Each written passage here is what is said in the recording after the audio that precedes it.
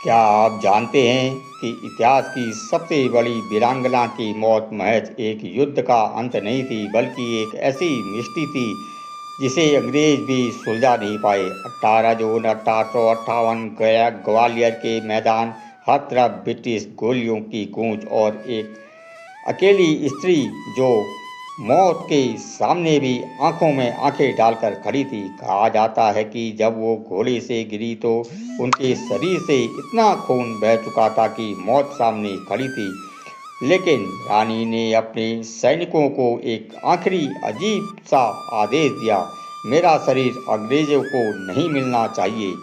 आखिर उस मंदिर में उस दिन ऐसा क्या हुआ कि चिता की लपटों के अलावा वहां कुछ नहीं बचा? क्या रानी लक्ष्मीबाई ने खुद को मिटा लिया था, या यह उनके जाबाज सैनिकों का कोई मास्टर स्ट्रोक था?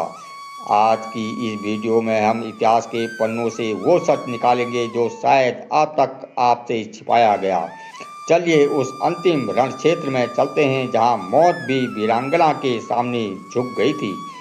वीडियो को बिल्कुल भी स्किप मत करना, क्योंकि यह आखिरी पन्ने वही रूह कपा देंगे।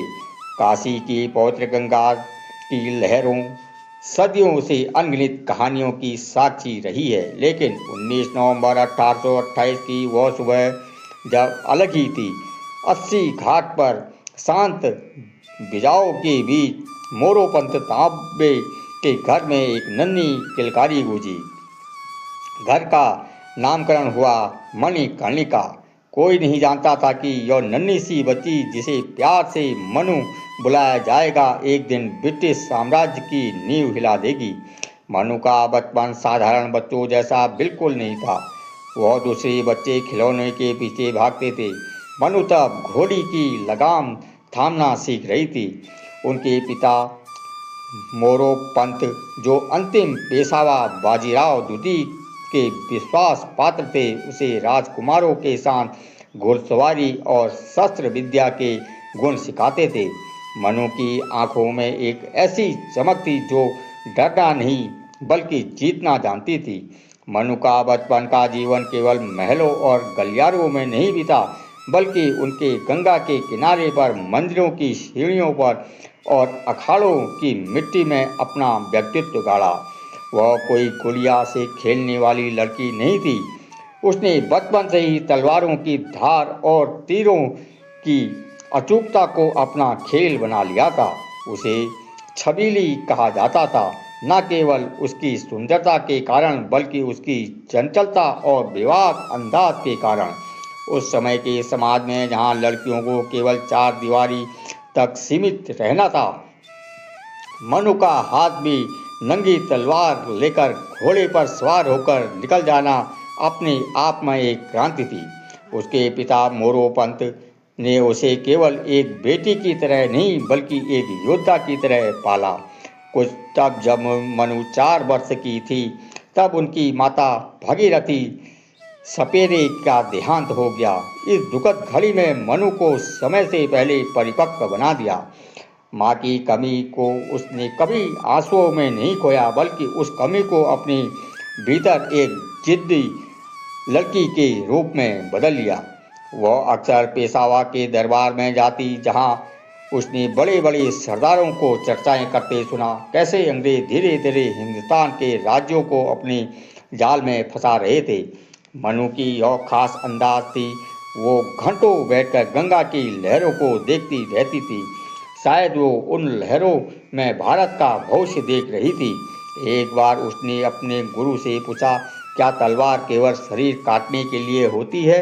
गुरु ने उत्तर दिया, नहीं मनु, तलवार तो अन्याय के सीने को चीरकर न्याय का मार्ग प्रशस्त करती है। उस दिन के बाद मनु तलवार को हाथ का हिस्सा बना लिया था। उसने केवल वार करना नहीं सीखा, बल्कि युद्ध का व्यूह रचना को भी समझा। मनु की किशोरावस्था का हर दिन एक प्रशिक्षण था। उसने घुड़सवारी में इतनी महारत हासिल की थी कि हवा भी उसके साथ दौड़ती महसूस होती थी। उसके साथी उसे एक लड़की के रूप में नहीं बल्कि अपने बीच की सबसे कुशल सिपाही के रूप में देखते थे। वह बचपन में ही वह नींव थी जिसने उसे भविष्य की उन चुनौतियों के लिए तैयार किया जहां एक ओर क्रूर ब्रिटिश साम्राज्य खड़ा था और दूसरी ओर मात्र एक झांसी का किला। मनु का यह बचपन कोई साधारण कहानी नहीं थी। यह उस आग की शुरुआत थी जिसने 1857 में पूरे भारत में दावानल बनकर फैलना था। सन 1842 का वर्ष था जब काशी की चुलबुली मनु का जीवन पूरी तरह बदलने वाला था। 16 वर्ष की मणिकर्णिका का विवाह झांसी के अधिपति राजा गंगाधर राव निवालकर के साथ तय हुआ। यह केवल दो आत्माओं का मिलन नहीं था बल्कि एक ऐतिहासिक गठबंधन था। जब मणिकर्णिका पालकी में बैठकर झांसी पहुंची तो वहां की जनता ने अपनी होने वाली रानी का स्वागत किसी देवी की तरह किया। उस दिन उस किले के प्रचार पर खड़ा हर व्यक्ति यह देख सकता था कि यह लड़की केवल झांसी की रानी नहीं बल्कि आने वाले समय की नियति बनकर आई है। महल की दहलीज लांघते ही मनु का नाम बदलकर लक्ष्मीबाई रख दिया गया। उस समय झांसी एक संपन्न और वैभवशाली राज्य था। राजा गंगाधर राव एक उदार और कला प्रेमी शासक थे जो रानी लक्ष्मीबाई के साहस और उनकी शस्त्र विद्या से बेहद प्रभावित थे। उन्होंने रानी को कभी भी महल के पर्दे में नहीं बांधा बल्कि उन्हें झांसी की सुरक्षा और प्रशासनिक कार्यों में भी शामिल किया। लक्ष्मीबाई के लिए यह समय झांसी की संस्कृति, वहाँ की प्रजा और वहाँ के भूगोल को समझने का एक स्वर्णिम अवसर था। रानी लक्ष्मीबाई ने अपने राजकाल के दौरान केवल महलों की विलासिता नहीं भोगी बल्कि वे जनता के दुखों को अपना दुख मानती थी। वह अक्सर भेष बदलकर नगर की गलियों में निकल जाती ताकि वे अपनी प्रजा की वास्तविक स्थिति देख सके। लेकिन नियति की अपनी योजना थी। 1851 में रानी लक्ष्मीबाई के जीवन में वो सुनहरा पल आया जब उन्होंने एक पुत्र को जन्म दिया। झांसी का किला खुशी से गूंज उठा। राजा गंगाधर राव के पुत्र प्राप्ति का उत्पन्न पूरे राज्य में मना, लेकिन यह खुशी अल्पायु थी। मात्र 4 महीने के भीतर उस नन्हे राजकुमार की मृत्यु हो गई। इस दुख से महल की खुशियों को मातम में बदल दिया। रानी लक्ष्मीबाई के लिए यह एक माँ के रूप में अपना पहला और सबसे बड़ा आघात था। एक माँ के तौर पर वह टूट चुकी थी, लेकिन एक रानी के तौर पर उन्होंने स्वयं को संभाला। राजा गंगाधर राव इस सदमे से कभी उभर नहीं पाए। उनका स्वास्थ्य दिन प्रतिदिन बिगड़ने लगा। रानी ने अपना राजधर्म निभाते हुए अपने दुखों को अपने भीतर से दबा लिया। इसी बीच दरबारियों और सलाहकारों ने राजा को दूसरा विवाह करने के लिए प्रेरित किया ताकि झांसी का वारिस मिल सके। रानी लक्ष्मीबाई ने स्वयं इस निर्णय का समर्थन किया क्योंकि झांसी की अस्तित्व के लिए यह अनिवार्य था। अंतिम दिनों में राजा गंगाधर राव बहुत कमजोर हो गए थे। रानी ने अपना सारा समय उनकी सेवा में समर्पित कर दिया था। जब राजा को अपनी मृत्यु का आभास हुआ तो उन्होंने अपनी अंतिम इच्छा व्यक्त की कि झांसी का भविष्य सुरक्षित रहे। उन्होंने एक बालक को गोद लेने का निर्णय लिया। आनंद राव, जिसे बाद में दामोदर राव के नाम से जाना गया, को राजा और रानी ने अपना उत्तराधिकारी घोषित किया। ब्रिटिश एजेंसी और मौजूदगी में यह गोद लेने की प्रक्रिया पूरी हुई। 21 नवंबर 1853 को राजा गंगाधर राव ने इस नाश्वर संसार को विदा कर दिया। पूरी झांसी रो पड़ी, लेकिन रानी लक्ष्मीबाई तो तब केवल 25 वर्ष की थी, ने आंसुओं को पोंछकर अपनी तलवार को थाम लिया जो अब उनके और उनके राज्य के बीच एक मात्र ढाल थी। वो जानती थी कि राजा के जाते ही गिद्धों की तरह ब्रिटिश साम्राज्य झांसी पर अपनी नजरें गड़ाए बैठा है। उनका मातृत्व का सुख छिन गया, उनका जीवन साथी उनसे दूर हो गया, लेकिन अब उनके कंधे पर उस राज्य का भार था जिसे अंग्रेजों के कुटिल नजरों से बचना था। यह रानी लक्ष्मीबाई के जीवन का सबसे अंधकारमय और निर्णायक मोड़ था, जहां वे एक व्यक्तिगत दुख से निकलकर एक राष्ट्रीय संग्राम की प्रतीक बनने जा रही थी। राजा गंगाधर राव की मृत्यु के बाद झांसी के महलों में सन्नाटा तो था, लेकिन उस सन्नाटे के पीछे एक भयंकर तूफान पल रहा था। अंग्रेजों का गवर्नर जनरल लॉर्ड डलहौजी अपनी कुटिल नीति, हड़प नीति के साथ तैयार बैठा था। डलहौजी का तर्क था कि किंग चेक दामोदर राव राजा का बायोलॉजिकल पुत्र नहीं है, इसलिए झांसी का राज्य स्वतः ही ब्रिटिश ईस्ट इंडिया कंपनी में विलीन कर दिया जाए। जब यह संदेश रानी लक्ष्मीबाई तक पहुंचा तो उन्होंने इस पत्र को अपनी तलवार की धार से काट दिया। उनकी आंखों में वही छबीली वाली चंचलता थी, बल्कि एक रानी की दृढ़ संकल्प। उन्होंने अंग्रेजों के उस आदेश को अस्वीकार करते हुए कहा, मैं अपनी झांसी नहीं दूंगी। यह केवल एक वाक्य नहीं था, यह पूरे ब्रिटिश साम्राज्य को दी गई चुनौती थी। रानी ने लंदन की अदालतों में भी अपना पक्ष रखा। उनके वकील जॉन लेक ने ब्रिटिश कानून के अनुसार दलीलें पेश की, लेकिन बहरे कानों को सच सुनना संभव नहीं था। 1854 में के आसपास अंग्रेजों ने झांसी के खजाने पर कब्जा कर लिया, पेंशन भोगी की तरह महल में रहने को मजबूर कर दिया। लेकिन लक्ष्मीबाई ने हार नहीं मानी। उन्होंने महलों के भीतर ही गुप्त रूप से अपनी सेना तैयार करनी शुरू कर दी। उन्होंने महिलाओं की एक अलग टुकड़ी बनाई, जिसे दुर्गा दल कहा गया। इस दल में वह हर महिला शामिल थी जिसने अपनी आज़ादी के लिए लड़ने का जज्बा पाला था। लक्ष्मीबाई जानती थी कि अब समय तलवारों के साथ नहीं, अपनी बुद्धि को भी धार देना होगा। उन्होंने न केवल अपने सैनिकों को हथियार का प्रशिक्षण दिया, बल्कि उन्हें छापामार युद्ध के लिए भी तैयार किया। वे स्वयं अपनी सेना के साथ अभ्यास करती थी और उनकी तलवारबाजी की गति इतनी तीव्र होती थी कि किसी को भी उनके पास भटकने की हिम्मत नहीं होती थी। महिलाओं के उस दुर्गा दल में झांसी की रक्षा के लिए साहस दिखाया, जिसे देखकर अंग्रेज अधिकारी भी दंग रह जाते। उन्होंने झांसी की सड़कों का अभ्यास शुरू किया ताकि किसी भी स्थिति का सामना करने के लिए तैयार रहे। इसी बीच पूरे भारत में मंगल पांडे की चिंगारी से असंतोष की आग भड़क उठी। मेरठ से लेकर कानपुर तक 1857 के स्वतंत्रता संग्राम की लहरें उठने लगी थी। रानी लक्ष्मीबाई ने इस समय का सही उपयोग किया। उन्होंने न केवल झांसी की सुरक्षा मजबूत की, बल्कि तात्या टोपे और बेगम हजरत महल जैसे क्रांतिकारी नेताओं के साथ गुप्त संदेश का आदान प्रदान शुरू किया। झांसी की जनता रानी के प्रति इतनी समर्पित थी कि हर नागरिक एक सैनिक बन चुका था। अचानक 1858 के शुरुआती महीने में शरद रोज की विशाल ब्रिटिश सेना ने झांसी को चारों ओर से घेर लिया।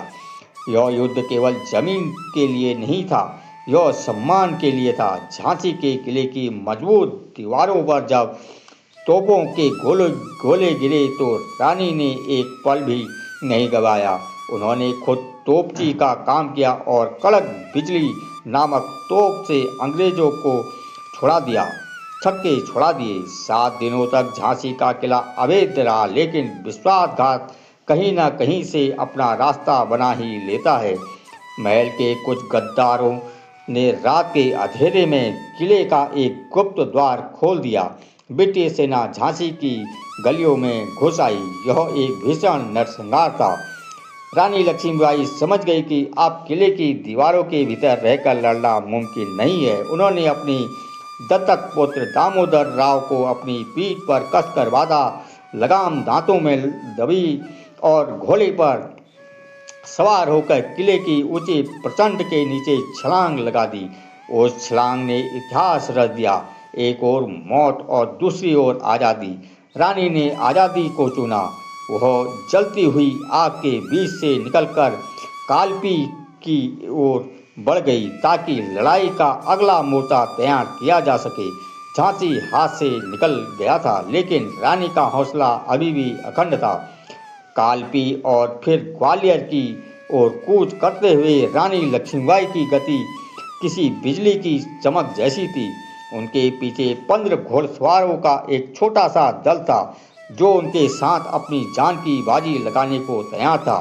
ग्वालियर पहुंचकर रानी ने वहां के विद्रोही सैनिकों और स्थानीय लोगों में से एक नई ऊर्जा फूंक दी। सिंधिया राजघराने के कुछ वफादारों की गद्दारी के बावजूद रानी ने अपनी रणनीति में ग्वालियर के किले पर अपना पतम लहरा दिया। तात्या टोपे और रानी का मिलन उस समय की सबसे बड़ी शक्ति बनी। लेकिन अंग्रेज जो रानी की वीरता से खौफ खा रहे थे, अपनी पूरी सैन्य ताकत के साथ ग्वालियर की ओर बढ़ चले। 18 जून 1858 की वह सुबह इतिहास के पन्नों में स्वर्ण अक्षरों में नहीं बल्कि खून से लिखी गई थी। ग्वालियर के कोटा की सराय के पास फिर से भीषण युद्ध छिड़ गया। अंग्रेज रानी से सफ़ेद मलमल की साड़ी पहन ली जिसमें उनका व्यक्तित्व किसी देवी के समान लग रहा था। उनके एक हाथ में तलवार थी और दूसरे हाथ में लगाम। युद्ध के बीच में उन्हें अपने सीने में एक हल्का सा दर्द महसूस हुआ, जैसे किसी सांप ने डस लिया हो। यह एक अंग्रेज सैनिक की गोली थी, पर रानी ने तनिक भी परवाह नहीं की। उन्होंने अपनी तलवार की गति और बढ़ा दी। तभी एक और वार हुआ। इस बार एक अंग्रेज सैनिक की संगीन उनके सीने के आर पार हो गई। रानी का खून मलमल की साड़ी में फैल गया, लेकिन उनका माथा ऊंचा था। वे घोड़े से नीचे गिरी, लेकिन उनके सैनिकों ने उन्हें गिरने नहीं दिया। उन्हें तुरंत पास के एक मंदिर में ले जाया गया। पुजारी ने उनके सूखे होंठों को गंगा जल से तर्क दिया। रानी जानती थी कि अब समय आ गया है। उनके मुख से अंतिम शब्द निकले, दामोदर, मैं तुम्हें तुम्हारी देख रेख में छोड़ती हूँ। छावनी ले जाओ। अंग्रेजों को मेरा पार्थिव शरीर नहीं मिलना चाहिए। जैसे ही यह आदेश निकला, उनके वफादार अंगरक्षकों ने मंदिर के चारों ओर लकड़ियां इकट्ठा की। रानी का शरीर अभी भी जीवित था, लेकिन उनकी आत्मा ने स्वतंत्रता का मार्ग चुन लिया था। उन्होंने स्वयं अपनी आग बुझाने की कोशिश नहीं की, बल्कि अपने प्राणों की आहुति देकर अपने अंतिम धर्म निभाया। मंदिर के चारों ओर गोलियों की बौछार हो रही थी, लेकिन रानी की चिता की लपटें आसमान छू रही थी। जब अंग्रेज मंदिर के अंदर घुसे तो उन्होंने वहां कोई नहीं मिला, ना रानी का शरीर, ना उनकी कैद। वहां केवल राख थी जो उनके दाम्पत्य साहस की गवाह थी। रानी लक्ष्मीबाई की अदम्य साहस भारत के हृदय में जो घाव किया वो कभी नहीं भरा, लेकिन उनकी इस शहादत ने हजारों अन्य लक्ष्मीबाई पैदा कर दी। 58 वर्ष की आयु में जब उनका अंतिम पुत्र दामोदर राव 1860 में अंग्रेजों के सामने आया तो उसने अपनी मां की उस आग को अपने भीतर जीवित रखा था। रानी की मृत्यु के बाद ग्वालियर पर अंग्रेजों का कब्जा हो गया, लेकिन वे रानी के उस आत्मसम्मान को कभी नहीं छीन पाए। आज भी जब हम झांसी या ग्वालियर की मिट्टी को स्पर्श करते हैं तो हमें उस वीरांगना की खड़क की गूंज सुनाई देती है। रानी लक्ष्मीबाई केवल एक स्त्री नहीं थी, वे एक विचार थी, आज़ादी का विचार। उन्होंने दिखा दिया कि जब कोई महिला अपनी मर्यादा और राष्ट्र के लिए खड़ी होती है तो उनके सामने बड़े बड़े साम्राज्य भी झुकने को मजबूर हो जाते हैं। उनकी कहानी किसी इतिहास की किताब का अंत नहीं, बल्कि यह उस भारतीय की एक प्रेरणा है जो अन्याय के विरुद्ध अपनी आवाज़ उठाता है। रानी अमर हो गई क्योंकि उन्होंने यह सिद्ध कर दिया कि शरीर मर सकता है, लेकिन उस आग को कोई नहीं बुझा सकता जिसका उद्देश्य ही आज़ादी हो। रानी का यह बलिदान केवल एक युद्ध की हार नहीं थी, बल्कि एक भारतीय इतिहास के उस गौरवशाली अध्याय की नींव थी जिस पर आने वाली पीढ़ियां गर्व करती रहेंगी। उनके व्यक्तित्व का चुंबकीय प्रभाव इतना गहरा था कि उनके शत्रु भी उनकी प्रशंसा करने से स्वयं को रोक ना पाए। जनरल ह्यू रोज ने अपने संस्करणों में लिखा है कि विद्रोहियों में रानी लक्ष्मीबाई एकमात्र ऐसी मर्द थी जिसमें युद्ध के मैदान में अदम्य साहस का परिचय दिया। यह उनके प्रति सबसे बड़ी श्रद्धांजलि थी। रानी लक्ष्मीबाई की गाथा सिर्फ झांसी की गलियों तक सीमित नहीं रही, बल्कि वह पूरे देश के हर घर के लिए स्वाभाविक हो चुकी थी, अमर मंत्र बन चुकी थी। उनकी तलवार की झनकार आज भी उन युवाओं के कान में गूंजती है जो देश के लिए कुछ कर गुजरने की तमन्ना रखते हैं। उनकी कहानी हमें यह सिखाती है कि चाहे परिस्थितियाँ कैसी भी हों, अगर मन में आज़ादी का जुनून हो तो मृत्यु का भय भी तुच्छ लगने लगता है। रानी ने अपनी अंतिम सांस तक यह सिद्ध किया कि एक स्त्री न केवल घर की शोभा होती है, बल्कि वह राष्ट्र की रक्षक भी हो सकती है। उनकी राख से जन्मी वह चिंगारी आगे चलकर 1847 की आज़ादी का आधार बनी। उन्होंने मरकर भी हमें यह सिखाया, आज़ादी की रक्षा के लिए अपना सर्वस्व न्यौछावर करना ही मनुष्य का सबसे बड़ा धर्म है। आज जब हम इस गाथा को याद करते हैं तो हमें हमारे भीतर भी वही रानी लक्ष्मीबाई की परछाई, वही तेज और वही राष्ट्र प्रेम का भाव जागृत होता है। उनकी यह अमर कहानी इतिहास के पन्नों में नहीं बल्कि भारत माँ के हर कण में बसी हुई है। अगर यह कहानी तुम्हें अंदर से छू गई है तो एक लाइक करें, एक कमेंट में बस इतना लिखें, जय झांसी की रानी। और अगर इस चैनल में पहली बार आए हैं तो चैनल को सब्सक्राइब जरूर कर लें, क्योंकि ऐसे ही वो लोग जिन्हें इतिहास ने भुला दिया, उनकी कहानियाँ और भी हम लाते रहेंगे। लेते हैं आपसे विदा। जय सिया राम।